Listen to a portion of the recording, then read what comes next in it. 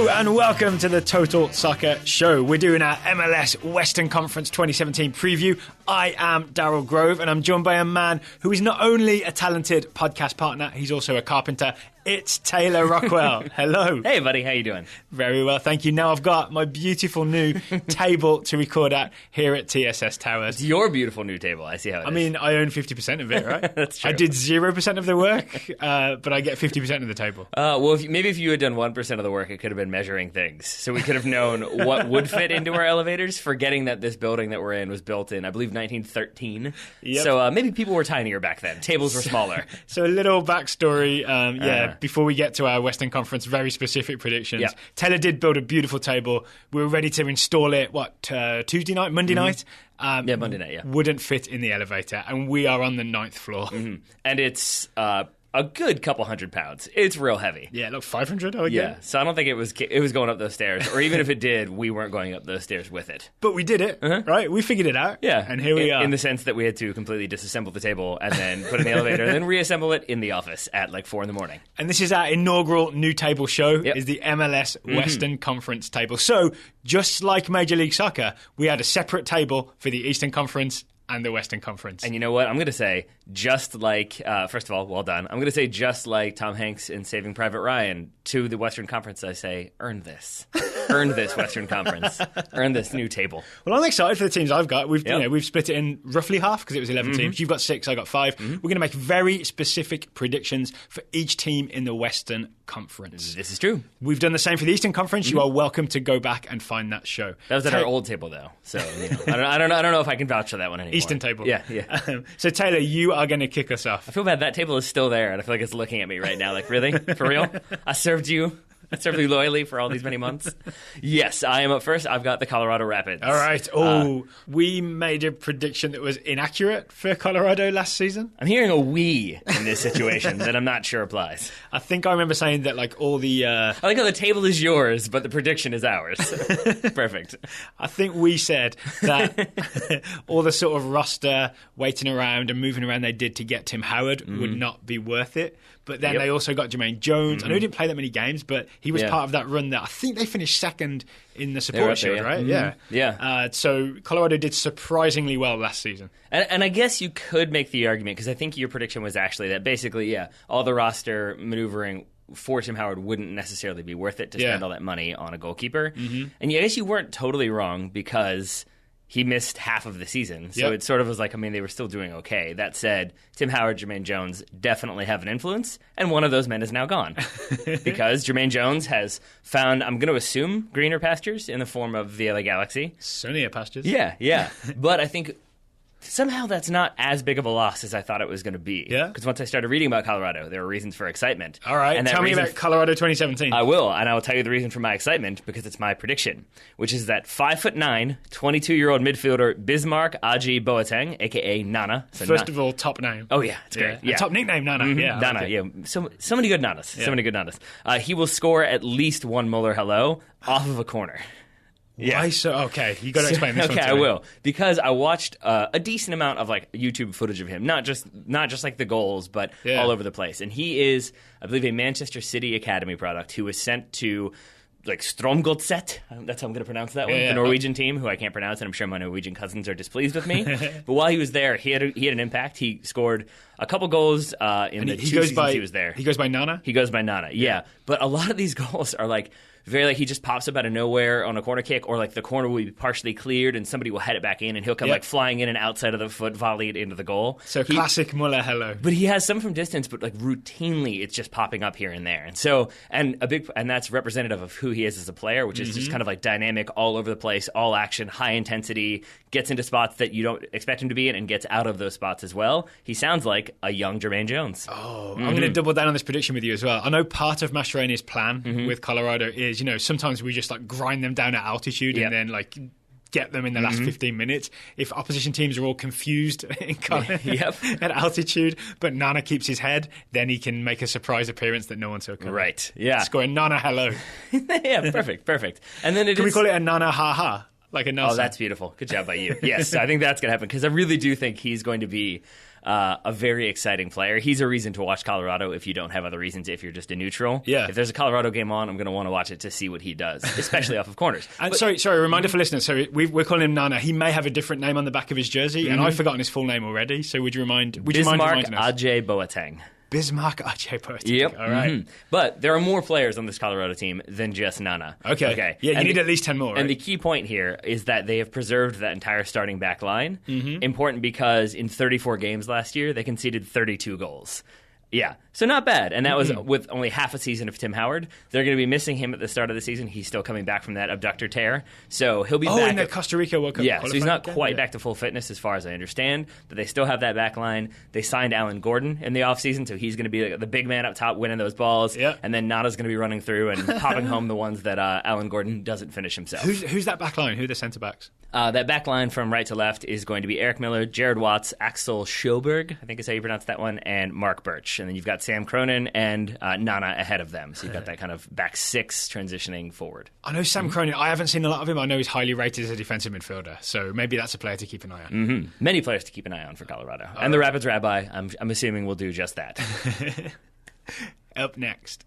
FC Dallas. Oh, Burgundy Wave, if you want to read the Rapids Rabbi's thoughts. Yep. FC Dallas, Supporters Shield winners 2016, not MLS Cup winners 2016. No. I think we think about Seattle as the big team of 2016 because they've got the big shiny trophy. But FC Dallas were the best team for a long, long stretch, and then a thing happened. Yeah, I think even given the way you held that trophy up, I think you were actually replicating holding up the shield. Yeah, the shield, not so much the trophy. Yeah, or the cup. Can you remember the thing that happened? Yeah, it would be more Diaz. Yep. His leg goes snap. His Achilles was no longer attached to the rest of his Achilles. Yeah. He tore his Achilles. It's a big, big injury. It put him out not just for the playoffs, which, changed the way that Dallas had to play. Yep. It also puts him out for most of, I think, Yep. the 2017 season. So Mauro Diaz will not be available for a good chunk of 2017. And I don't know if you have a prediction based on that, or can I ask you a question about that? You can ask me any questions you like. Because I've read many previews at this point of the Western Conference, and I haven't done much research on FC Dallas. It's basically just in every preview I read, because I did Seattle, and it was Seattle probably the second best team in the Western Conference, aside from FC Dallas. Right. And everyone seems to think that they are the favorites this season. I'm curious why that might be the case, or if you agree with that, because it does seem like Diaz is such an important part of that team. Yeah, okay, so this is a test. I'll get to why they're still a strong team, Sure. but obviously not as strong without Mauro Diaz, Right. who is this number 10 playmaker. It all went through him. This is a test for Oscar Pereira, who, the coach, who everybody is very up on, right? For, for very good reasons. What he's done, instead of going out and signing like a permanent replacement for Diaz, it seems like he's trusting eventually this guy, his Achilles will be mended, he will be back, we'll still have Mauro Diaz. In the meantime, he signed Javier Morales, who is another Argentinian playmaker. Shocker. A lot of MLS experience, was at Real Salt Lake forever. Not literally forever, but, for a long time. 37 years old. Not as athletic, not going to get around the field as much. But I think they're thinking, this guy will kind of do for 6 months, hopefully, and it also hasn't cost us a ton of money long term. Yep. Right? And we're not committed to him long term, right? Because he's going to retire. And I believe, based on my research for RSL, he was not offered a new deal and was pretty upset about that. I believe he publicly took to Twitter and gave interviews about how he was pretty upset that he hadn't been offered a new deal. Ooh. So it might be a little chip on the shoulder. Maybe a Morales revenge goal against Real Salt Lake. Yeah, and that'd be a shame for RSL fans when that happens. That was like when Robbie Keane scored against Wolves. I was very upset. Oh, I'm sorry, buddy. His boyhood club, one of many. Yeah. No, the actual one. It's the actual one. So the strength of FC Dallas obviously was Mauro Diaz, kind of a replacement in Morales. The real strength is that defense, right? It's the Matt Hedges, Walker Zimmerman central defensive partnership that everybody's so excited about. I believe if Hedges hadn't got injured, it would have been a starting defensive partnership in one of the US friendlies under Bruce Arena, right? Hemmerman or Zedges? What should we go with here? Zimmer Hedges? I'm not sure that's quite as tight, but sure. All right, if you have a better one, tweet it at us at Total Soccer Show. Give us an FC Dallas shipping central defensive partnership name. Perfect. Like Brangelina, but better. So Portmanteau, I believe, is the other term. That's the one. There we go. So here's my prediction.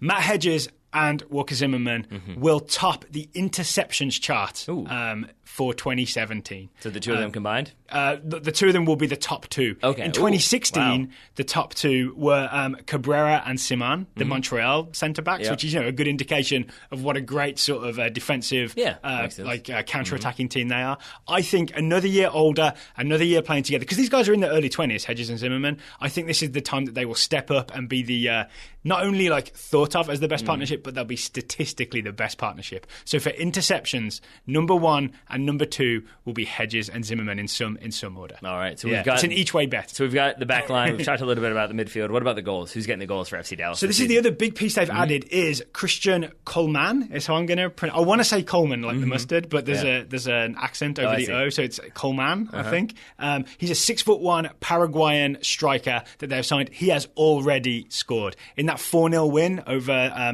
believe it was Arabes Unidas in the CONCACAF Champions League. Kellyn Acosta just headed a ball down. Coleman ran onto it and smashed it like it was in trouble. That'll work. Yeah, like he had something against the ball. So I'm hoping Coleman will be either a replacement for Urruti, who was, kind of serviceable forward, but not all that exciting. Or I think sometimes they'll go 2 men up top, right? Because you can't ask Morales maybe to play week in, week out. Yeah. So you may get a 4-4-2 at some point. All right. My main prediction is that Hedges and Zimmerman will top the interception charts.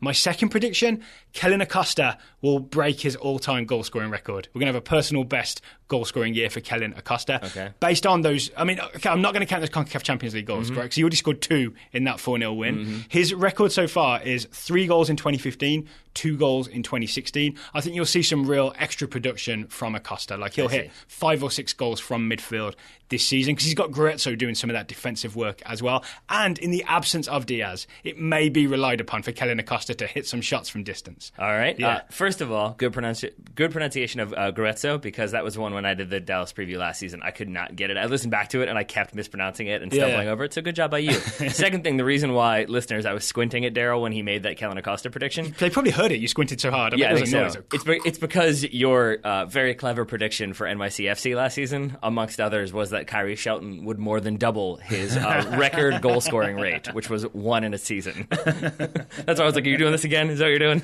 No, so I'm not claiming this as my, to be judged by prediction. No, this is a serious one, but this is a thing that I think will happen. Kellyn Acosta's only 21, right? He's still sort of maturing as a player, and he's already a guy that we're really excited about. I want to see him playing for the US national team. So this is just a measurement I'll have for him, is that as well as the really good defensive and box-to-box work, he will deliver more goals than ever this season. I mean, if we're counting those CONCACAF Champions League goals, he's already like 2/3 of the way there. You know what I'm saying? That'll work, yeah. So it's really happening for Kellyn Acosta this season. Can't wait to see him play outside back. Just kidding. Unless Klinsmann takes over. That made you so sad. Yeah. That legitimately made you sad just then. One downside for the FC Dallas attack, they've lost Fabian Castillo, the Colombian winger that everyone, he got caps for the Colombian national team while playing for FC Dallas. He has left. But you've still got Michael Barrios, the 5'4" winger. My other prediction is that Barrios will lead the league in goals divided by height. Okay. Mostly because he maybe scored like 7 goals, but when you divide it by the 5'4", that's going to be the biggest number. As opposed to like if it's a 6-foot striker, when you divide it, it's a smaller number. I think you know that math is one of my weaknesses, in much the same way that my wife knows that I can't handle double negatives, and so she just throws them out just to try to confuse me. I see what you've done here. I see what you've done. And my other prediction is that you will have the most predictions ever about FC Dallas, because I think you just had a couple in there. But the biggest one we're going with is Hedges and Zimmerman will lead the league. Zedges. I like Zedges. Yeah. Zedgesman? Yeah. No? Why are you trying to add man in there? I'm always trying to improve it, and I'll just make it worse. Exactly. So there's your FC Dallas predictions. I'm excited to watch them this season. All right. Well, staying in Texas, we've got the Houston Dynamo. Not really sure what to make of the Houston Dynamo. Last season, in our prediction show, we were both very like, they've been in like kind of like an inconsistent team. They've struggled, but they've got Owen Coyle in charge now. This is when they find stability. This is when they make something happen. Not so much. Owen Coyle is gone, replaced by Wilmer Cabrera. He's the new manager. He coached the final season at Chivas USA. That was not, the most fun time, I'm imagining, for him. And he spent last season coaching the Rio Grande Valley FC Toros, which is Houston's USL affiliate. Yep. So he's got that kind of familiarity with the club, and he's got that... So just like Guardiola coached Barcelona B and then Barcelona, he's on the same track for Houston. Yeah, so he's got that familiarity with the club and with another key player. More on that later. But I'm going to say... I'm going to start with a negative here because I'm going to get to the predictions. I'm going to say they've done a lot of overhaul. It's basically a new roster. They've brought in a ton of new players. They've gotten rid of some of the kind of more known players, I'd say. Is DeMarcus still there? DeMarcus has been re-signed. He's one of the big ones that has remained. You cannot get rid of DMB. And with all of that said, I'm going to say that Houston will have at least one absolutely horrific defensive mistake. Why so? Okay, because we talked about this last year. My prediction for the LA Galaxy was that Leonardo would play more minutes than any Galaxy fan would have liked to have seen happen because, Galaxy having an older roster. I bet my joke was more than none then. Yeah, I think it pretty much was. And Houston have signed Leonardo. They've also signed Adolfo Machado, who I don't know much about him, but everyone I've heard talk about him says he is prone to making some very bad mistakes. Oh, no. Yeah. So you've got two defenders in there who maybe could have some problems. You've got a more aging midfield that features Ricardo Clark. Yep. So I'm going to say there could be some defensive howlers in there. That's my specific prediction. Okay. But are you going to end on a positive? Sure. Yeah. Because I'll say this. So I mentioned Cabrera coaching Chivas USA. Mm-hmm. That final season was Cubo Torres' breakout season. Oh. Yeah, that was the year that he scored, I want to say, 14 or 15 goals in one MLS season. Uh-huh. That was under the stewardship of Cabrera, who is now there at Houston. And I think it's going to be Torres starting for Houston up top in kind of a very gritty 4-3-3. Okay. Mm-hmm. So my second prediction is that Houston will make USMNT fans even more nervous about the Hex than they already are. And the reason for that is because out wide in that 4-3-3, you've got Romel Kyoto and you've got Albert Ellis, both of whom are Honduran wingers. I heard that was a big deal that they signed Ellis. Yeah, Ellis, he's 21 years old. He's a DP on loan from Monterrey, but he's got lots of experience in, I believe, the Honduran League. Played a couple games for Monterrey and then was loaned. But he, by all accounts, is a very exciting player. Kyoto on the other side, very, very fast. And so you've got these two very pacey Honduran wingers. I think the idea is to kind of make life unpleasant for teams in the middle of the field, get the ball out wide, transition quickly, find Cubo Torres, get the goal. So I think those two Honduran wingers could make US fans just a little bit more nervous than they already are about playing Honduras in the Hex. Timmy Chandler, don't watch Houston this year. Please don't. You'll have nightmares. Please don't. Please don't. All right, anything else on Houston? Nope. All right, then we'll move on to the LA Galaxy. Okay. What a season coming for the LA Galaxy. Actually, yes. Okay. Speaking of the LA Galaxy, Yeah. the other obvious LA Galaxy name that needs to be mentioned is AJ De La Garza. Oh, don't you worry, we're going to be talking about because as Wendy Thomas pointed out when we discussed the move of AJ De La Garza, it was kind of a sad moment for LA fans. He was very much one of the fan favorites. Yep. Now he's with Houston and is already kind of cementing his reputation as a fan favorite. Didn't he do a thing with stars? It was, I guess, the new, because Houston have won MLS Cup twice, and FC Dallas have never won an MLS Cup. So I think their new jersey, the new the new FC Dallas jersey, in the red and kind of blue colors it has some stars in there, and so his tweet was like, "Oh, congrats on finally getting some stars on your jersey." Oh, yeah. Throwing some shade. Throw some shade, AJ De La Garza. And he will help to stabilize that defense. But I think it might take a little bit of time, and until it does, maybe there'll be those howler moments. We're going to circle back around to AJ De La Garza when I do my LA Galaxy very specific prediction. Sounds good. I can see you already formulating what it might be. But this is a weird season for the LA Galaxy, right? So we got very used to the LA Galaxy being kind of the dominant team in Major League Soccer. Bruce Arena was the boss. Everything was good. MLS Cups were just raining down at the StubHub Center.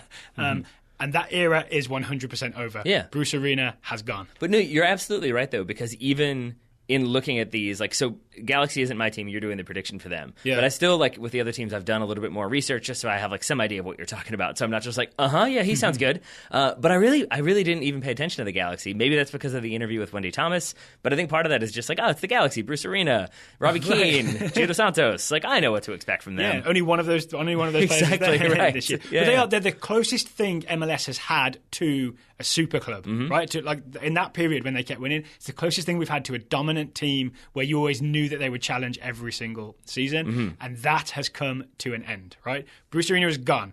Kurt Analfo is now in charge, and the way that things have gone in the offseason, Wendy Thomas, I think, expressed LA Galaxy fans' frustration very well.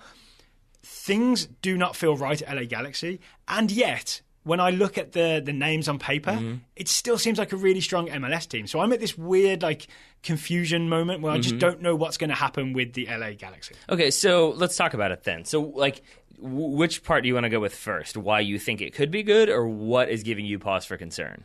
Let's go with why you might be optimistic. Sure. Right. So, for example, Steven Gerrard leaving is kind of a good thing for the LA Galaxy, right? They're paying a lot of money to him.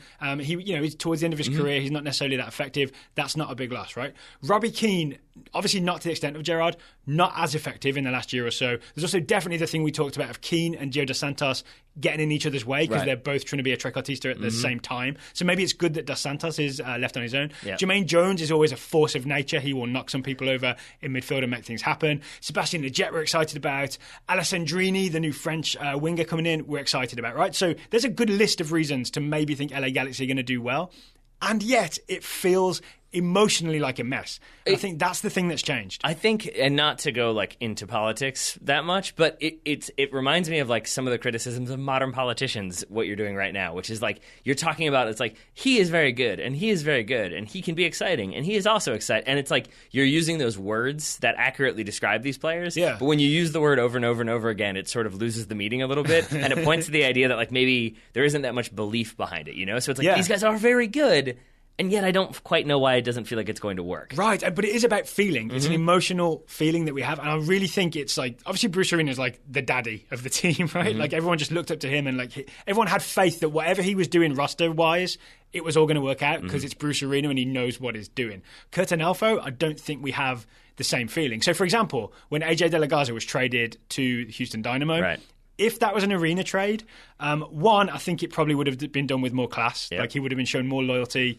They would have, maybe given him more than 10 days' notice to sell his house. And two, you would have assumed that it was the correct time in De La Garza's career to no longer play for the LA Galaxy, and Arena had someone else to replace him. You know what I'm saying? Yeah. Then you also look at like Mike McGee's gone, Jeff Laurentowicz has gone. There's definitely this like older MLS player, like experienced MLS player, maybe like heart and soul of the team type guy that is no longer there. It makes me wonder, like Friends taught me that I think it was Orson Welles would famously... Friends, the TV show? Yeah, I think there's a plot line for one episode in which it's like Orson Welles would have like one of his friends be on the set of a movie and then he would fire him right away. So like establish this idea of like I'm in charge, I control things. And I wonder if Curtin also had the same idea of like you're gone, and you're gone. I'm in charge, right? And everyone's like, no, like we love that guy and that guy was great and he was a good goal scorer. What are you doing? Yeah, and to dig into the De La Garza thing, he said that like it was just a quick phone call. They got rid of him. They said he thought he had earned the right to have the same thing as like Savas had, where they let him decide where he wanted to go. I think he has family on the East Coast, so he would have preferred to go to the East Coast, not to the middle of the country. You know what I mean? Without going into too much specifics, because it's a very sad story, has also been through a very tumultuous couple of years here. And so it does seem even more so like the club should have understood that and taken that into consideration. Yeah, and so this is the reason why I've got this feeling that things are going to go wrong for the LA Galaxy and they're not even going to be close to the sort of title challenging team we've come to expect from the past. And yet, at the same time, they're still the LA Galaxy and they still have a bunch of really good players, so I could be 100% wrong. No, I'm with you. And I think that's first of all, I appreciate like the honest approach to it, which is like, it's better than false enthusiasm. If they've got these guys, they're all great names, they're going to make something happen. But I think what like the difficulty in discussing them points to the problem, which is that it's a bunch of different names that all could conceivably be very good, but when you don't quite know how they're going to combine, and you don't know the person who's supposed to be in charge of combining them, exactly what he's going to do. It leads to a lot of like, well, that could work, but then, that could also work, and it doesn't have that kind of foundational stability upon which to base your idea of the team. Yes, there you go. Okay. You've expressed what I wanted to say. Okay. Perfectly. So all of that said, what is your prediction for this team? The one man you can rely on, Jelle Van Damme. Okay. He will win headers, he will clear balls, he will do fine. That's a thing that will definitely happen this season. But here's my prediction. Okay. My prediction is related to this kind of emotional feeling about LA Galaxy. I predict AJ De La Garza will score for Houston against the LA Galaxy. Ooh, okay. And I'm going to double down and say he will score the game-winning goal for the Houston Dynamo against the LA Galaxy in at least one of the games. Is that just karmic retribution, or do you think he's just going to be particularly up for it? Also, yes. Okay. Oh man, that's great. And I would ponder if like maybe the Galaxy are poised to bring in one more big name or one more like big piece to kind of bring home that confidence. Because even talking to Wendy, hearing in the response to that show with Wendy Thomas, there still wasn't that like enthusiasm, optimism like there maybe usually is for a Galaxy team until you pointed out they have 3 DPs. So that's pretty much it. Like, they're not bringing in, unless they pay some people down or do some Gam and Tam maneuvering, you've pretty much got this team. That rumor of, like, that feeling that people have that, like, LA can always bend the rules and make things happen, to get an extra DP. Yep. It was a lot of the time that was Bruce Arena deciding what he wanted and putting pressure on the right people and making sure that he worked the roster rules to he bent them as much as he possibly could. Okay. Right? There's no evidence that Kurtanafo has that same influence or ability to, like, read the fine print and find the loopholes. All right. Well, anything else to talk about with the Galaxy? I know we're going to mention them briefly later on. No, but we'll be checking in with them maybe a couple of weeks into the season to see how it's going. That works for me. So you mentioned that Bruce Arena knew how to kind of game the system, make things work with a very super club level. I'm going to say Minnesota United, the team that I'm about to talk about, have a coach who knows how to get expansion done. Adrian Heath in charge. Took care of Orlando City when they first were that expansion franchise, and now he's with Minnesota. Didn't he get fired? Well, there's that. There is that, and not sure what to make of that. And I'm really, honestly, not sure what to make of this Minnesota United team. Oh, yeah? Because it's an expansion franchise, but it's a lot of slow roster build, and it seems like they've kind of filled it out with some of the veterans from their NASL campaigns. Yeah. You've got Justin Davis, Christian Ramirez, Kevin Venegas. Not the other Venegas. Yeah, he's also there, right? Venegas. Yep. And then Miguel Ibarra, who's been brought back from Mexico. Now he's playing in MLS, so that's good. Finally. So you've got those kind of NASL players. You've got people that were brought in the expansion draft. So you've got like veteran MLS experience, but it's not quite that like Atlanta splashy, United. Yeah, that splashy branding that, say, Atlanta have gone after. And so with that, it's kind of difficult to know exactly what to expect from this team. I think that they will be okay. I don't think that they will make the playoffs necessarily. But I do think one player that I was very skeptical of before looking at this team, I'm now pretty excited about. And that man is Abu Danladi. And I don't know if I'm pronouncing that right. It might be Danladi. From the draft? I'm not sure, and speaking of names that I'm not entirely confident about, it's mostly because I thought that Minnesota had that number 1 pick. I think we both thought they were going to take Jeremy Ebobisse. Is that how we've been told to pronounce this? Yes, it is. Okay. That's how Jeremy Ebobisse himself pronounces it. And thank you to the Portland Timbros for letting us know about that. Thank you specifically to John Maguire. Right. And so he was the consensus number 1. Everybody thought he was going number 1 in Minnesota, and instead he went number 4 to Portland. Portland traded up and got him. And Minnesota took this guy, Abu Danladi. Now, he's a Generation Adidas forward, and he's maybe going to be a number 9. He might be on the wing. He's probably going to be attacking. We know that much. And I wasn't so pumped about him, but I was trying to figure out why did they choose him. And I have an answer. Okay. It's because, Adrian Heath wanted him to leave college when Orlando City was an expansion franchise. He wanted to draft him then. I didn't know this. Yes. Okay. And instead, Adrian Heath pursued Kyle Larin and transformed him into this proven goal scorer. Yeah. So there's already that sort of relationship there. Adrian Heath knows how to kind of develop young attackers in an expansion model and make them perform well. Yeah. And so I don't necessarily think Danladi is going to be a guaranteed starter out of the gate. It seems more likely that you're going to have the other Venegas, Jan Venegas, and Christian Ramirez starting up top. But I do think you're going to get Abu. I'm going to go Abu. That's the easier way to do this. Heavily involved. And that's why I say he will have 20 or more combined goals and assists this season, which is a big shout because I'm not sure how likely that is, given that he's not even projected to be a starter.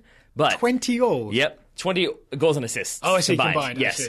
And that's because watching the footage of him at UCLA, he's very fast, he's very quick, he's very clever on the ball, but he isn't necessarily going to be that big striker. That was my theory when I started looking into him. Is like, we've seen Ebobisse play with the U20s now, and he is that kind of, he can do a little bit of back to goal, but it's a lot more like movement off the ball, running, fast pace, quickness. And I was like, maybe they want this big target guy. And that's not what Abu is, but he is very quick, very clever, and very good at scoring goals and also setting up goals for his teammates. So I got a question. Adrian Heath keeps like picking these guys from college, potentially turning them into like MLS superstars.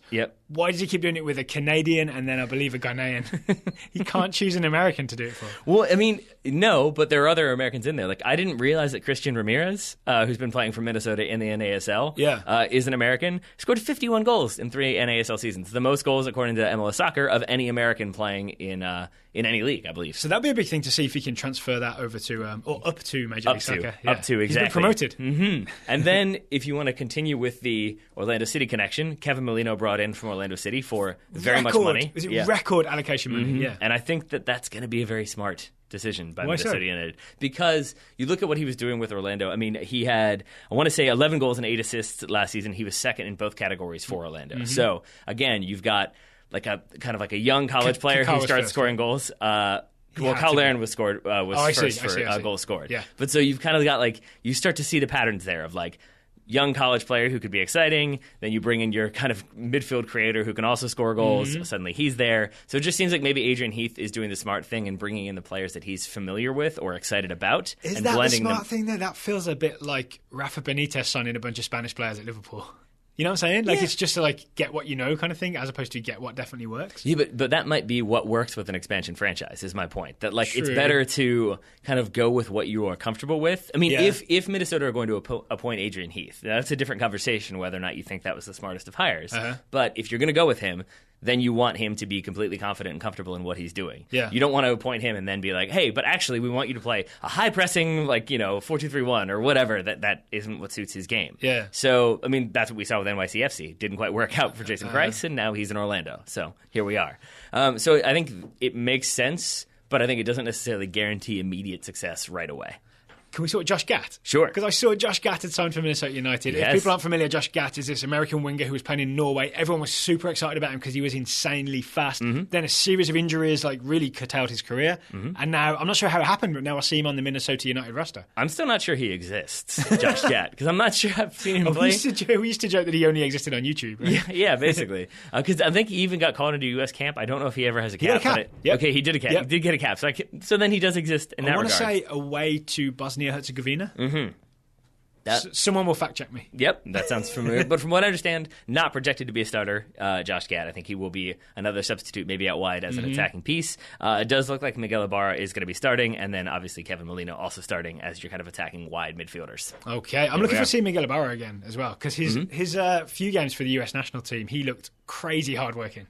Really, I'm going to try hard. Yep, I'll take it. So I think Minnesota, the Loons, should be excited, but I think probably, as I've seen, are also kind of realistic in their expectations for this team in terms of we're excited to be here, we're happy to have a franchise, we're happy it's working, but maybe not having that game plan of we're winning MLS Cup this season come hell or high water. Okay, so your prediction is Abu Dunladi scores 20 or registers 20 combined goals and assists. Oh, and the final point of that, which I think is worth mentioning, be rookie of the century. I wanted to say he was going to score more goals than Kyle Larin did in his rookie season. Yeah. That's a big ask. Until I looked at his UCLA stats, 18 goals and 18 assists in 42 NCAA games. So it's sort of balanced, is why I went with a combined goals and assists number.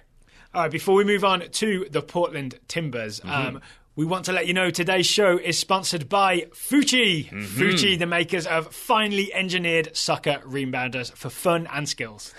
You can play in a Santa suit, you can play while naming Christmas movies, or you can just play the way you're supposed to play. That's also fun too. All of the things Taylor just mentioned, you can find video of us doing that at youtube.com/Total Soccer Show. You can play with dogs running into the middle of the game. That also happens.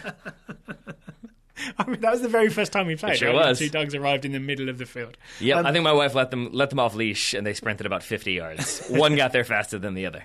So Futchi is a returning sponsor of the Total Soccer Show. I'm very aware that we may have listeners who are new and maybe didn't listen the very first time we explained how Futchi works and what it is. Sure. So do you want to do the honors or do you want me to do it? Sure. I mean, it's basically, it takes a little bit of time to get used to when you're first assembling. And after that, it really is like maybe 15 minutes. You've got the whole thing assembled. But it's basically... We put how to assemble video up as well. We've done that, yeah. And I'm very good at it. I'm very fast. It's almost like I'm sped up via video technology. But it's basically a soccer rebounder, but you can use it not just to practice your own skills one-on-one, but you can play against either one person or a whole group of people. We've done both of those things. There are many options. Co-host? Yeah, but it's a good way, exactly. But it's a good way to build your skills while still having fun. Oh, yeah. It's a game that can be played as long as you're 21 with a beer in the hand, if you so choose.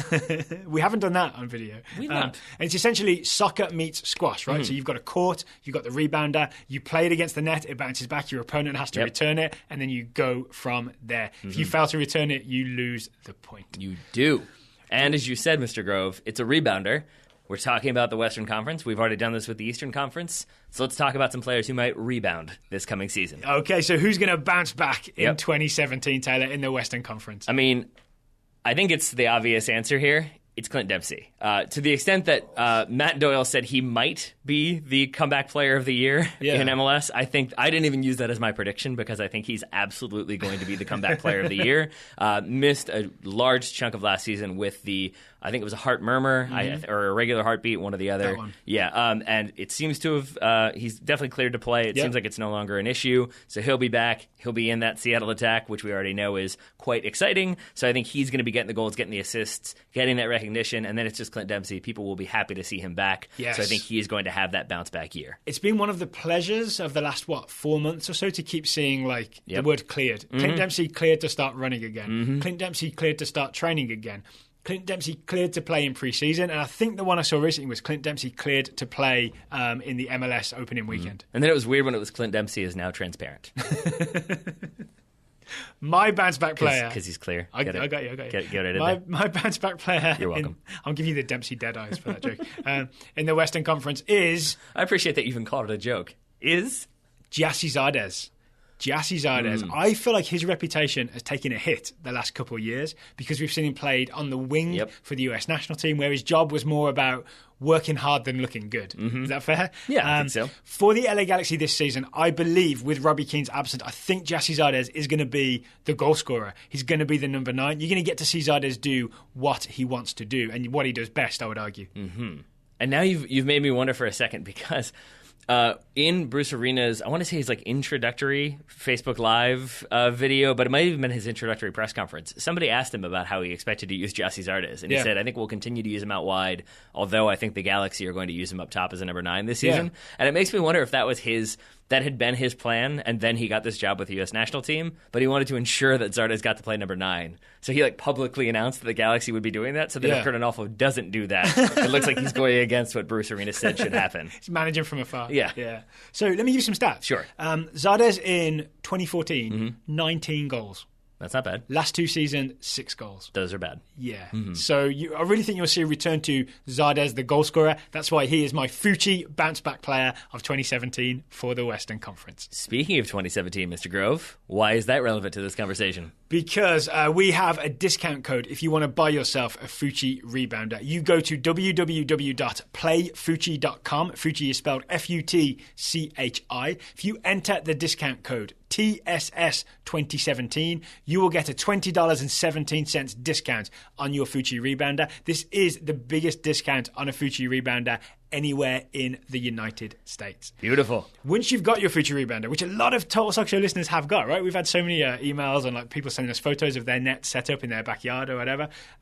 We're asking people for their Futchi stories. We want to know how you play the game. Do you play with a beer in hand? Do you play headers only? Do you wear a Santa suit and try and play? I don't recommend that one.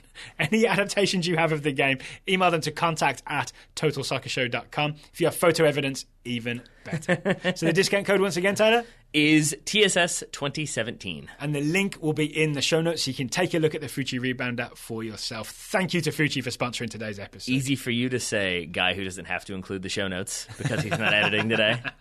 It is actually pretty easy. Up next, the Portland Timbers. Caleb Porter's team. Actually, this morning I listened to a Caleb Porter interview on Extra Time Radio. It's very, he talks in detail about coaching his team. It's fascinating stuff. And then does he end with, and I still hate Pep Guardiola every single time? He does not. I mean, it's still his hero, right? I like to think that there's a photo of Pep Guardiola on the Portland Timbers dartboard that I assume exists. Okay, here's the big thing. Portland Timbers in 2017, they signed Sebastian Blanco. Argentinian winger from San Lorenzo. Big player to add. They've also said, we are going to play Darlington Nagbe as a left winger. So we have a whole Portland Timbers setup where they know exactly what their shape is going to be. They've added a defensive midfielder, David Guzman. So we go into the season knowing exactly what it's going to look like, okay? So what does that mean then? So 4-3-3? Is that the expectation? Yeah, 4-3-3 with Guzman as the holding midfielder. Okay. Chara going back to box, Diego Valeri as the creator-in-chief. Fernando Adi as the big number 9. Yep. Nagbe on the left and Sebastian Blanco on the right. They are going to press. They are going to press hard. And here's what's going to happen. My specific prediction. Sebastian Blanco will have the most tackles of any winger in Major League Soccer in 2017. It started off really strong, and then it got kind of soft. Because He's going to have the most tackles of any winger. But this is important to the Okay. Portland Timbers game plan because Porter likes to high press. Ah, there it is. Right? And also, this is the thing I heard him talk about in this interview on Extra Time Radio. He said he has a style that he likes to play, but too often he sort of second-guesses himself and maybe changes his mind and doesn't go all out with the high pressure. It seems like he's committed this season to a Portland Timbers that high press, and Sebastian Blanco is the perfect sort of Argentinian playmaker for this. This is not a Riquelme type, like spray the ball around guy. This is a really, is a little dribbly guy, like good change of direction, really great attacking wise, but also the highlights I watched, lots of tackles, right? It was a highlight video of skills, but the skills included him first stripping the ball away from other midfielders and then going at them. Okay. So you weren't as sure about your feelings with the LA Galaxy. Are you more confident with Portland? Yes, I've got this good feeling about the Portland Timbers this year. And I think it's the addition of Blanco means they're not over-reliant on Diego Valeri, for one thing, because that was always the problem, right? Valeri gets injured. Suddenly Portland weren't quite sure where all the creativity was coming from. Darlington Nagbe, no one knew what position he was going to play. Now they've decided you're going to be a left winger. Okay. All right. That makes me feel... Things are settled. Okay, that's good. Because I still really don't know... As crazy as this sounds, I still don't really know what to make of Caleb Porter because it's amazing college coach, but then Olympics doesn't work out. Yeah. Then kind of does well with Portland to start. Then they make the playoffs barely, but then they win MLS Cup, but then they fail to make the playoffs. It's very up and down, and I still kind of don't know quite what to make of him This overall. kind of ties into my prediction. And again, I'm leaning back on this interview that I listened to. He really talked about the things he's learned over the course of being a coach in Major League Soccer. Here's a crazy thing he talked about. He didn't want to do team bonding stuff with the Portland Timbers like he did with, say, Akron, because he thought these are grown men and it's kind of cheesy to make them go and do a ropes course or something. But he changed his mind this year. He's been doing go-karting and all those kind of cheesy things, and he's been surprised that it actually works. And that, the attitude and the tempo in training goes up the few days after that. People like fun? What?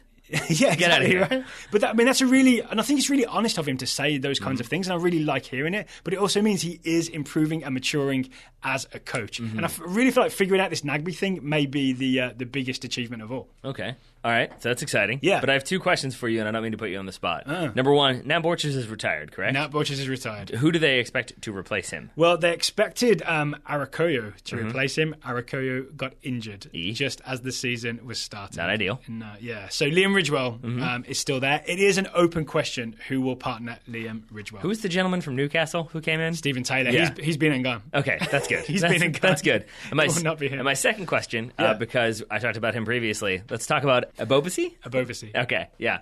I liked it better when he was just Jeremy Abobasi. I could do that one. You'll get there. Abovasi. Let's talk about There's him. more U20 World Cup to go, so we'll get a chance to talk about it. Yeah, so not going to start because Fernando Adi is still there, right? But it did used to be that if Fernando Adi made any rumblings about a possible transfer, everybody in Portland panicked. I think Abovasi is going to be the guy that will sub in for him, get some minutes, get some experience, and then eventually when Adi does start to move on, Abobasi will be able to take over in the future, if not this season. So he's the new Max Arruti? Yeah, but better. Okay. So yeah, he's essentially an understudy to Fernando Adi, but that means he will get games, right? MLS is a long season. You can't rely on one striker all season. One day we'll be talking about the Abobasi smash, I'm sure. He can also play on the wing, so you may see him get some minutes, 20 minutes out wide if they need some pace down the wings or something like that. Alrighty. Yeah. Anything else about Portland? No, just that I'm going to miss Nat Borchers' beard as much as everyone else. I'm pretty sad. Yeah. We've yet to find someone to completely fill that void, even though I put the call out on Twitter. And you're trying, right? Yours gets bigger every day. Yeah. I still want Portland to sign Joe Ledley. That would make me very happy. Come on, Joe Ledley. I Come do to have MLS. one final thing. This is, I believe Porter talked about this, and a lot of sort of MLS analysts have talked about this. With Nagbe being on the left, it opens it up for Vitas, the left back who likes to bump forward. Apparently, the plan is that Nagbe sort of possesses the ball on the left, and then Vitas can bump forward down that wing. So it seems like there's a very designed system that they've got going down, and I've got a good feeling about Portland for all the above reasons. Okay, so Daryl has a good feeling about Portland, and I have feelings about RSL. Not sure what they are exactly. Because RSL are another team that's sort of in a state of transition. Off-season started rough. As I mentioned, Javier Morales not offered a new deal. Burrito Martinez requested to be sent home, basically. They parted company. I guess his family didn't want to be here. They wanted to be back in Argentina, so they have left. He was so excited when he started in 2016, right? Yeah. Oh, yeah. I thought it was going to be big things. And then Jamison Olave retired. So some big losses right away. That said, they did augment those by bringing in names like Brooks Lennon, who we know and love, on loan from Liverpool. Brooks Lennon is good to go, right? Brooks Lennon could step into Major League Soccer and cause some trouble immediately. He could, except he won't at the beginning of the season because he is with the U20s. You know who else is with the U20s? Justin Glad. 3 of his teammates. Justin Glad, right? The centre-back? Who else? There's a Salcido and Acosta are both RSL players. So 4 RSL players currently with the U20s. Yeah. So it looks, because of that, like Jordan Allen will be the starting right winger for RSL. It was going to be, I think it was going to be Allen and Salcido maybe were the 2 competing for that one, and now you've got Brooks Lennon in that mix as well, though I think he would be on the left. Okay. Not entirely sure. This speaks to a youth revolution at Real Salt Lake, though. Yeah, but they've also, aside from just sticking with youth, they've brought in other exciting players, and that's my prediction. It's that Albert Rusnak, who you probably don't know, will score a goal of the week this season. I'm not promising to monitor that every week and then report back to you as you did on the Eastern Conference show. But basically... I'm definitely still going to do that. Okay, I like it. Basically, they needed a number 10 to replace Morales, and that is Rusnak. He's a 22-year-old Slovakian from Groningen in the Eredivisie. Okay. And if you watch the videos of him, loves a shot from distance, loves a volley inside the box, is able to kind of like get on the end of passes and put the ball in the back of the net. And from what I understand, there's a history of Dutch goal scorers transitioning pretty well into Major League Soccer. It's not the Dutch scorers going to the Premier League model. But he's also very good in terms of his vision. He can do the very clever through balls. The other thing I really enjoyed, we talked about that 1974 Dutch team a couple weeks ago, or maybe just last week. I forget. Time is meaningless. And how they would do these kind of like chipped passes instead of passing the ball on the floor. And he loves like a kind of little like chipped ball out wide or chipped through ball. So he's got kind of a variety of attacking options. But I think overall his biggest thing is going to be one of those big volleys from outside the box that's going to set up a goal and going to get a goal of the week. A Rusnak goal. Not even set up a goal, but get a goal. Yeah. Am I saying his name correctly? You are. Albert Rusnak? I'm not sure. I'm not Slovakian, so I can't say with definitive purpose. I can also say this, though. This is my bonus, less confident prediction, is that I think there's a chance that Mike Petke finishes the season in charge of RSL. Is he the Monarchs coach right now? He is indeed the Monarchs coach. Jeff Kasser was on the hot seat last season, remains on the hot seat coming into this season, because it's about kind of figuring out what he's going to do. They're switching to a 4-2-3-1 is what I've heard, and so it's, again, he's trying to kind of change things, change the way they play, adjust based on the personnel he has, but there's not as much confidence that will work out, and I think the patience is wearing thin. Is Mike Petke just sort of like rubbing his hands together, biding his time? He should be. All right. Anything else on Real Salt Lake? That's what I got for you. Apart from the Machiavellian machinations of Mike Petke. I think other than that, Yura Movsisian is still there. So, and you know, big old goal scorer who was with RSL, went to Russia, came back to RSL, so he can put in work. Kyle Beckerman still there. Still churning away. Nick Romando's still there. So you got the youth and you got the US national team old guys. Yep, and then some exciting foreigners brought in as well. You got a good combination in there. All right, let's go to the San Jose Earthquakes. If we must. We'll start early with my prediction. Right now, they only have one designated player, Simon Dawkins. Right? It was only not too long ago that they finally got themselves a new general manager. The general manager they brought in was Jesse Fiorinelli, who was recently at Roma. Okay. I have heard, or there are rumours, that there will be designated players brought into the San Jose Earthquakes in the summer. My guess is they get a DP from Rome. Okay. Yeah. Uh-huh. So this summer, I'm running through my head of who that could be. So the first name you go to is Francesco Totti. That's not happening. Right. It's exciting, but why would you? Right. You'd have to pay. He's 40. You'd have to pay him a fortune. He doesn't want to play anywhere else except Roma. Yeah. So it's not going to happen. Basically, you can say the exact same thing about Daniele De Rossi. That was the one that I was actually going to go with. He's 33. That would be exciting, right? I don't think that's going to happen. But he's the same way. I don't know if he would ever leave Rome, and especially I don't know if he would leave for the California coast. As pretty as it is, I just don't know if that appeals to him as much as staying in Europe and continuing to play. But what do we know definitely works in Major League Soccer? What does every team seem to keep signing? What, an Argentinian playmaker? Yes. Okay. There are two youngish guys who are, I think, at Rome but on loan until the end of the season. Juan Iturbe. Yeah. Remember him? Yep. He was on loan at Bournemouth briefly last season. And Ezequiel Ponce, who is in the Total Soccer Show Scouting Network. He's a 19-year-old forward, also out on loan right now. How about we see one of those guys on loan to San Jose? Sorry, maybe on loan at San Jose Earthquakes as a designated player in, say, June or July. Do you know where Ponce is on loan right now? Granada in Spain. Okay, but not like the Czech Republic or anything like that. No, that would be way more likely than if one of them were already there. That would be cheating, right? Yeah, I think so. I also just realized I called a Turbe Argentinian. He is Paraguayan. Well, then he no longer qualifies. It's still on brand, right? Major League Soccer teams going after South American youngsters. Yeah. So that's it? We're done then? No, there's more to talk about San Jose. Okay, so some people are not so excited about San Jose. I guess one of the reasons being they've only got the one DP, and honestly no one's that excited about Simon Dawkins. Right.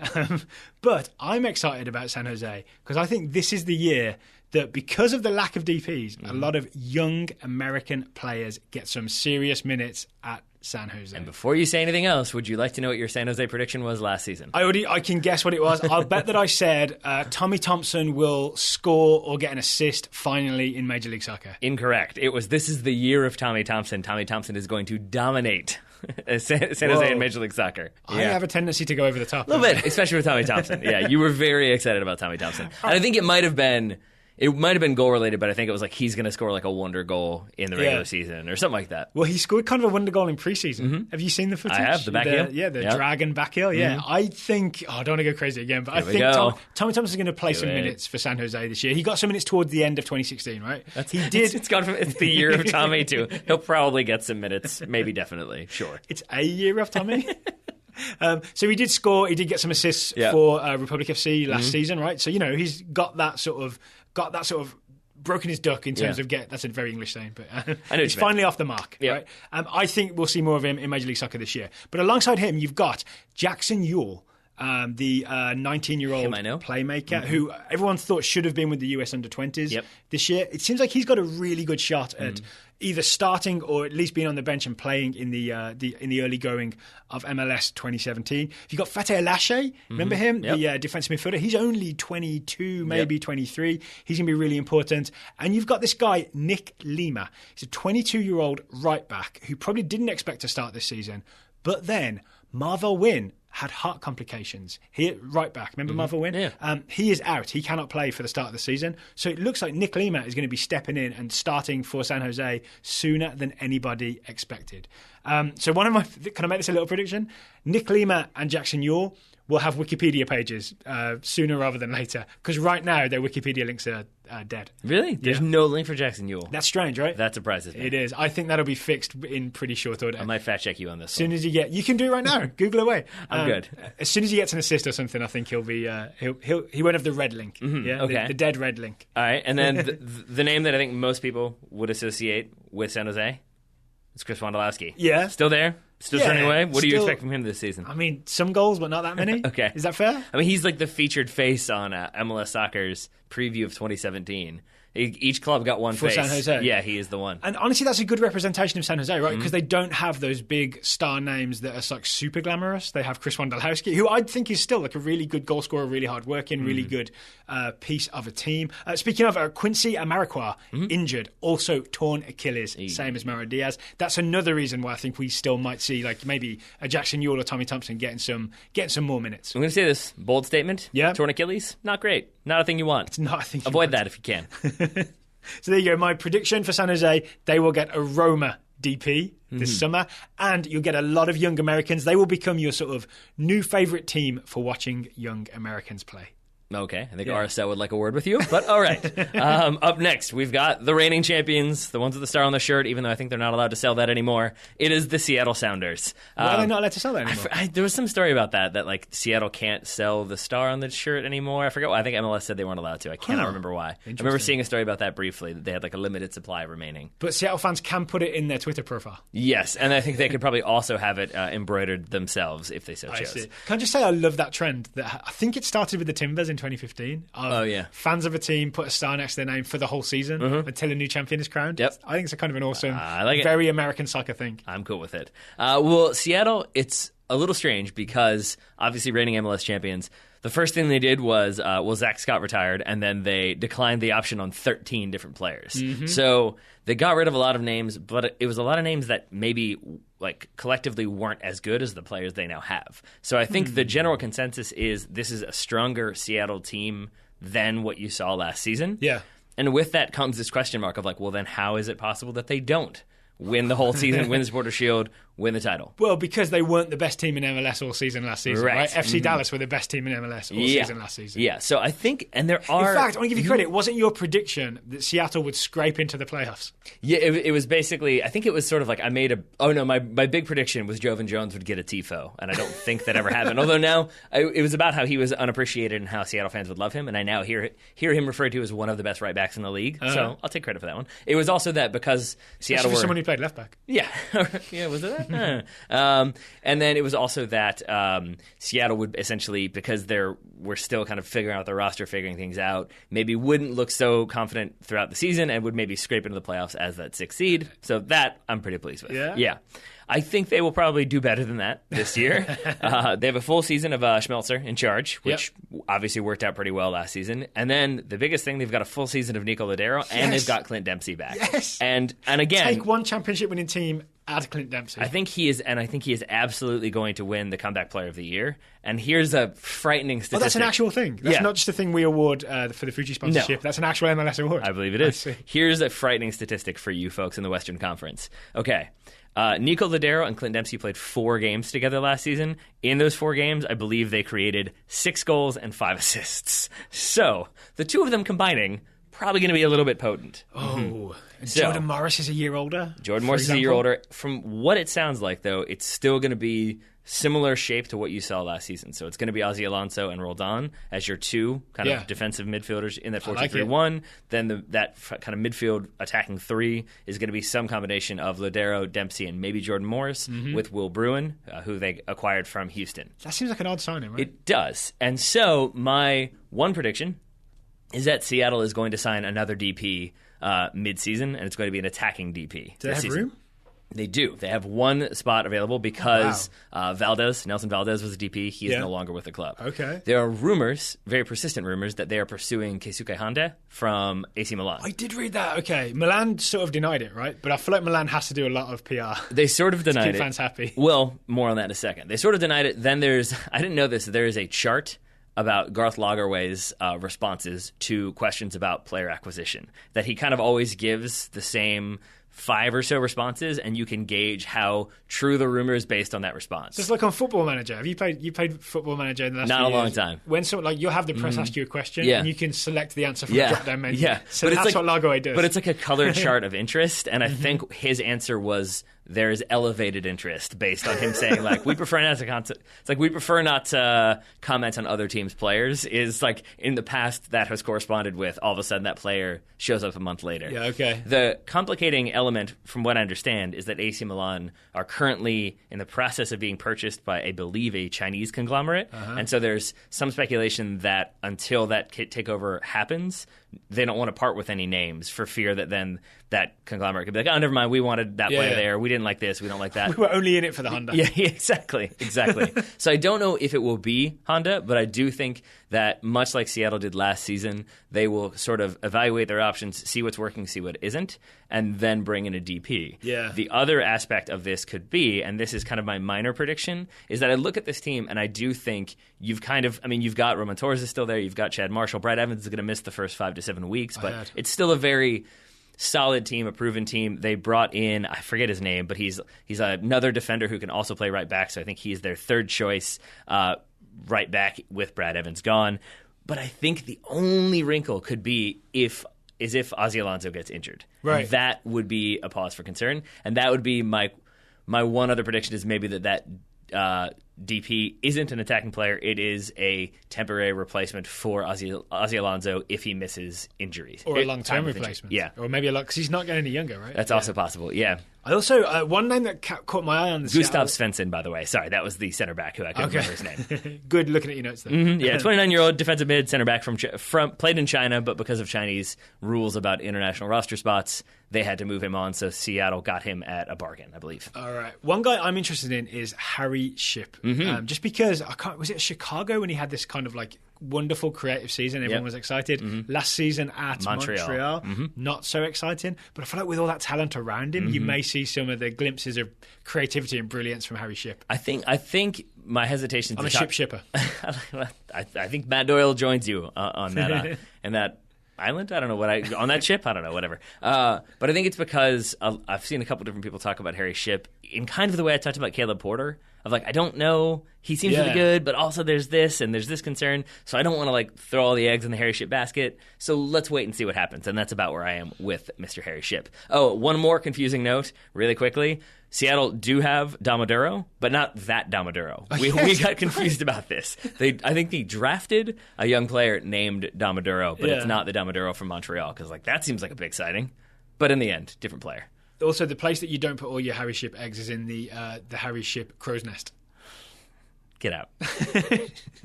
That was worse than my other one. I forgot what my other one was. I would get out for that, but I do have one more team to preview. Okay, fine. So I have to stay. That's fine. All right. Next up is Sporting KC. Sporting KC, who we will be seeing at RFK Stadium on Saturday. They are the opponents for DC United when we go for the season opener up there. I've got kind of several predictions. I'm not sure where to start. Let's start with the Graham Zusi experiment, not a forthcoming book from Grant Wall. But the big experiment that we saw a bit of for the US national team is Zusi at right back. My prediction is this won't last till the end of the season. Okay.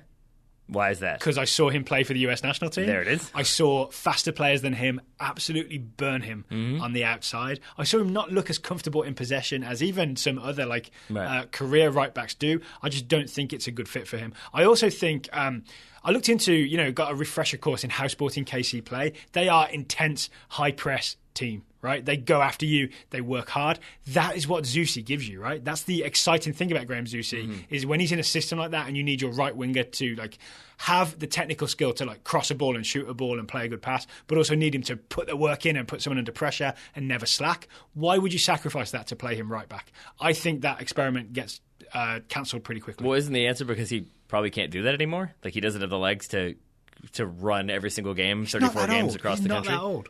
How old is Graham Zusi? Do you know? 31. We hear younger than you. That's definitely true, and I don't have the legs to consistently run across 34 games in Major League Soccer. I will be the first to say that. All right, but even if not for that, just the performances we saw at right back and the way defenders could get around him, I think that's not something that's going to work for Sporting KC this season. I will eat those words at the end of the season if he's still there. No, you'll be fine. Some other predictions I got for you. Benny Feilhaber related. So Benny Feilhaber is a man rejuvenated, I think. There were some complaints about him at the end of last season that his effort had gone down. And again, in the Sporting KC system, effort is an important thing. Of course. He now has something to play for, right? He got a taste of US national team duty again. He had that great assist to Jordan Morris with the drag back and the pass. I think he'll have an absolutely banging start to MLS 2017 season because he wants to get on that roster to play Honduras and Panama in the World Cup qualifiers. Okay. So over the first 3 games, I looked at the schedule, there are 3 MLS games before that March 25th qualifier. I'm going to say that Feilhaber will have, what would count as a banging start for you over 3 games? 2 goals, 2 assists? 1 goal, 2 assists? I would say the goal thing isn't even as important in my mind. 1 goal would be nice, but I think it's about with what Bruce Arena is going to want from Benny Feilhaber. I'd say 2 or 3 very good assists, or just some highlight reel through balls and him just kind of spreading the ball, finding options, conducting that midfield. But I want something I can measure. Let's go 3 combined goals or assists. All right, done. Either way, like you did with Abu Dunlada, thank you. I remembered it before. I forgot it now. Okay, my other Sporting KC prediction: Eric Palmer Brown. I know him. Will return from the U20 qualifying. Yep. Will end the season as the regular centre-back at Sporting KC. I would be okay with that. He will drop in there. Not the defensive midfielder occasionally? Not the defensive midfielder, especially not because Sporting KC have brought themselves a new defensive midfielder, Ilie Sanchez, who will be sort of their key guy in defensive midfield. Okay. And is Dom Dwyer going to be the top scorer in MLS this season? That was my prediction last year. Right? No. He will be an American citizen pretty soon, though. I've heard that things are ongoing. Yeah. Things are ongoing. Yeah. I genuinely heard that he could begin the process of naturalization in February. It is now March as we record this. So I think the whole thing is underway. He done could have begun? Yeah, he done could have begun. All right. I'm also thinking about doing it. So maybe I should have a race with Dom Dwyer to see who gets their citizenship first. It's definitely him because he's got a professional organisation helping him. And also, I feel like he's got disposable income to throw around when it comes to paying those fees. I've got disposable income, just not as much of it. Yeah, okay. Anything else about Sporting KC? I have nothing else. You got any questions for me? What's happening with Matt Besler? Is he still alive? He's still alive. I think he's good to start the season. He was in the January camp because of recovering from an injury, but so obviously you don't take that as a judgment on his talent level or performance level. So yeah, we could see the same old Matt Beasler during 2017, right. And I mean that in a good way. What more could you ask for? I got another Ghanaian for you. You know, we joked about MLS's Argentinians and Ghanaians.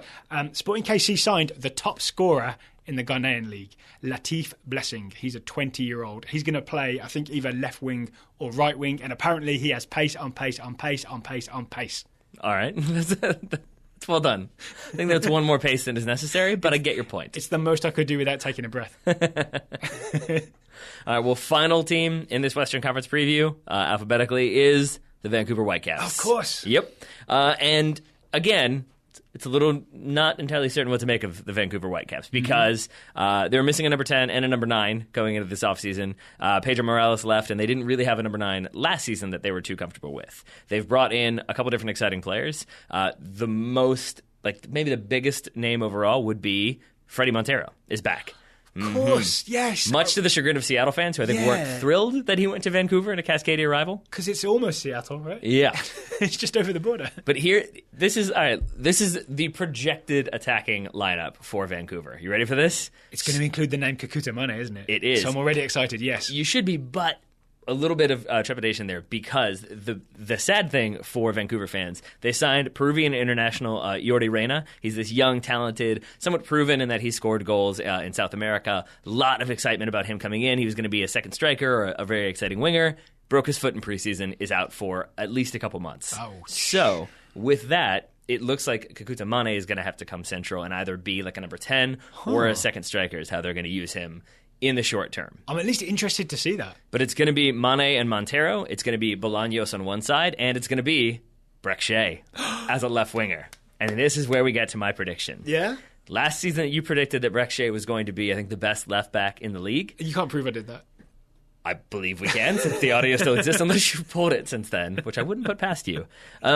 I'm not really sure how to make this like a firm prediction, so you can help me with it. Okay. But it's essentially that Brek Shea is going to have a very good season. Okay. So my prediction is that Brek Shea is going to either quietly or loudly have a very good season in Vancouver, which is to say that he will either score a bunch of goals and everybody will be like, oh man, Brek Shea's back. Or it will just be sort of like, there will be that mid-season, like, you know who's really good this season is Brek Shea. Like, you're going to have one of those conversations or hear somebody in the know talk about him in that way. I feel like his style of play, which is kind of physical and direct, when it's working, it's really noticeable. Right? It's fireworks. It's running past people and smashing goals in. So I think if it goes well, we'll know about it. And here's part of the reason why I feel this way. I agree with that sentiment completely. But I think it's also that I read the story about the trade where basically Vancouver sent Giles Barnes to Orlando City. Orlando City sent Brek Shea back. I'm sure there was some money in there as well. And I was reading the comments underneath, and it was Vancouver fans, it was Orlando fans saying, you know, what can we expect from Giles Barnes? And Vancouver fans asking the same about Brek Shea. And the general sentiment with Orlando fans was like he was a victim of circumstance, that it was managerial turnover, it was trying him in a different position, and then trying him here, and then doing that. Like, it was basically he was never allowed to really stabilize and had that sort of comfort that maybe he needed and support that maybe he needed. And so it seemed like he was... This is like the Fabian Johnson request to Bruce Arena for the US national team, right? I can play left back, I can play left wing, just tell me which one and I'll do it. But don't keep moving me back and forth. Right, exactly. And so it seems like he has gotten the firm statement of you're going to be a left attacking winger for Vancouver, and I'm thinking that will benefit him greatly this season. Dane Brecken Shea. And then the other name that you have to mention in this conversation is Alphonso Davies. Yes. I believe he is 7 years old. I could be wrong. He was 15 last year, so I guess he's either still 15 or he's 16 this year. But he's another very exciting young attacking player for Vancouver. You'll see him in every single list of the 10 or 20 most exciting young players in the league, and I think that's with justification. It will be interesting to see if he stays with Vancouver this year, or if it's another... they're looking around, right? Yeah, or it could be another one of those, like somebody comes in and signs him and then loans him back for a year. Yeah. Who knows, though? All right. We shall see. Anything else on Vancouver? No, other than Vancouver is one of the reasons why I love doing these previews, because, I'll be honest, I wasn't so pumped with my draw in this Western Conference preview. I think the way I categorized it, and I say no disrespect, but there's no way for it not to be. I think when I characterized it to you, it was Seattle and the rest. And that's kind of fair. But, I mean, in reality, there's every single team in the West I think is very exciting. Every single team that I've just talked about, even Houston, who had a very bad season last year, but there are reasons to be really excited about Houston. For the names I just mentioned, there are many reasons to want to watch Vancouver and see what they're capable of. Yeah, it's one of those teams where you think about them and you don't get excited because it doesn't necessarily have the glamour of like an LA Galaxy or what have you. But yeah, when you look at it, you suddenly, Kekuta Mane, Alphonso Davies. And my prediction last year was that you at some point would Google whether or not Matias Laba was eligible to play for the U.S. national team, and I'm going to double down on that one. I want him to have a really strong season at defensive midfield so that you get excited. He did last year, right? Wasn't he really? I was looking at stats. He was really high on interceptions and tackles. Yeah. You going to Google it right now if he's eligible? Come on, Daryl. I don't have my laptop in front of me. Prove me right. I guess the answer is he's not, right? I believe so, yes. Okay, so there you go. Those are our very specific predictions for the Western Conference in 2017. And with that, we are completely done talking about Major League Soccer for the foreseeable future. That is not true. No, it is not. We'll be back tomorrow. We are going to sort of celebrate our excitement for the 2017 season. And if there's anyone who's I've noticed a lot of people who are very MLS curious, they're thinking about dipping a toe in. We're going to push them over the edge. I mean, we won't drown them. We'll push them over the edge and hopefully they swim by giving them 10 reasons to watch Major League Soccer in 2017, because we've talked about the team-by-team stuff. There's a lot of league-wide stuff that we're kind of excited about, so we want to try and get all of that, like trends and things like that we want to get into one podcast. You'll get that tomorrow. 10 reasons to watch MLS in 2017. We'll also be reviewing the US Women's National Team versus Germany in the US's opening game of the She Believes Cup. All of these sound like solid ideas to me. They are. Well, you signed off on them, right? I did, with the thumbs up, the silent thumbs up that I'm sure the listeners appreciated. All right, Taylor, thank you for taking the time to talk to me today. Right back at you, buddy. Listeners, thank you for listening, and we will talk to you again tomorrow.